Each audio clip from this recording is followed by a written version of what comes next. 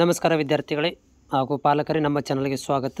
ಕೆಇ ಕ್ರೈಸ್ ವತಿಯಿಂದ ಮೊರಾರ್ಜಿ ದೇಸಾಯಿ ಮತ್ತು ವಿವಿಧ ಶಾಲೆಗಳ ಒಂದು 4ನೇ ಸುತ್ತಿನ ಅಪ್ಡೇಟನ್ನು ಮಾಡಲಾಗಿದೆ. ಸೊ ಇದು ಜನರಲ್ OBC ಅಭ್ಯರ್ಥಿಗಳಿಗೆ ಮತ್ತು ಎಲ್ಲ ಒಂದು ಅಭ್ಯರ್ಥಿಗಳಿಗೆ ಅನ್ವಯವಾಗುತ್ತೆ. ಲಿಸ್ಟ್ಗಳನ್ನು ಕೊಟ್ಟಿದ್ದಾರೆ. ನಾನು ಈಗಾಗಲೇ ವಿಜಯಪುರದ್ದು ಮತ್ತು ಯಾದಗಿರಿ ಜಿಲ್ಲೆದ್ದು ಅಪ್ಡೇಟ್ ಮಾಡಿದ್ದೀನಿ. ಸೊ ಈ ವಿಡಿಯೋದಲ್ಲಿ ಏನು ಮಾಡ್ತಿದ್ದೆ ಅಂತಂದರೆ, ನಿಮ್ಮ ಒಂದು ರಿಕ್ವೈರ್ಮೆಂಟ್ ಆಧಾರದ ಮೇಲೆ ನಾನಿವಾಗ ಏನು ಮಾಡ್ತೀನಿ ಅಂದರೆ, ಬೆಳಗಾವಿ ಜಿಲ್ಲೆದನ್ನು ಇಲ್ಲಿ ನಿಮ್ಗೆ ಓಪನ್ ಮಾಡಿ ತೋರಿಸ್ತಾ ಇದ್ದೀನಿ. ನೋಡಿ, ಬೆಳಗಾವಿ ಜಿಲ್ಲೆ ಕ್ಲಿಕ್ ಮಾಡ್ತೀನಿ. ಓಪನ್ ಆಗಿದೆ.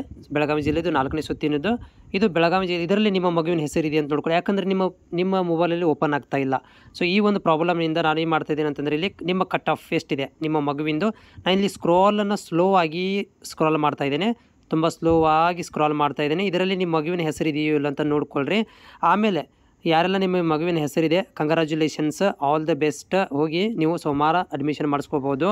ಅದ್ರ ಜೊತೆಗೆ ಯಾವ ಮಗುವಿನ ಹೆಸರಿರಲಿಲ್ಲ ಅಂಥ ಮಗುವಿಗೆ ಏನು ಹೇಳಕ್ಕೆ ಬರೋದಿಲ್ಲ. ಯಾಕಂತಂದರೆ ಇದು 4ನೇ ಸುತ್ತಿನ ರೌಂಡ್ ಅಂತ ಕನ್ಸಿಡರ್ ಮಾಡಿಬಿಟ್ಟಿದ್ದಾರೆ. ಮುಂದಿನ ನೆಕ್ಸ್ಟ್ ರೌಂಡ್ ಸುತ್ತು ಬಿಡೋದು ತುಂಬ ಕಷ್ಟ ಇದೆ. ಯಾಕಂದರೆ ಹೋದ ವರ್ಷ ಬರೀ 4ನೇ ರೌಂಡ್ ಮಾಡಿದರು.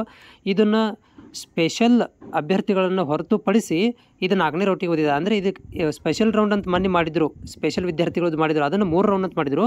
ಆದರೆ ಜನರಲ್ ವಿದ್ಯಾರ್ಥಿ OBC ವಿದ್ಯಾರ್ಥಿಗಳದ್ದು 4th ರೌಂಡ್ ಅಂತ ಮಾಡಿ ಈ ಒಂದು ಲಿಸ್ಟನ್ನು ಕೊಟ್ಟಿದ್ದಾರೆ. ಇದು ನಿಮಗೆ ಕೊನೆಯಾದಂಥ ಒಂದು ಲಿಸ್ಟ್ ಆಗ್ಬೋದು. ಯಾಕಂದರೆ ಮುಂದಿನ ದಿನಗಳಲ್ಲಿ ಆಲ್ರೆಡಿ ಲೇಟ್ ಆಗಿದೆ. ಆಮೇಲೆ ಮುಂದೆ ಲಿಸ್ಟ್ ಬಿಡ್ತಾರೆ ಅನ್ನೋದು ಕೂಡ ಗೊತ್ತಿಲ್ಲ. ಯಾಕಂದರೆ ಇದು ಪ್ರತಿ ವರ್ಷವೂ ಕೂಡ ಬರೀ 4ನೇ ರೌಂಡ್ ಅಷ್ಟೇ ಮಾಡ್ತಾರೆ.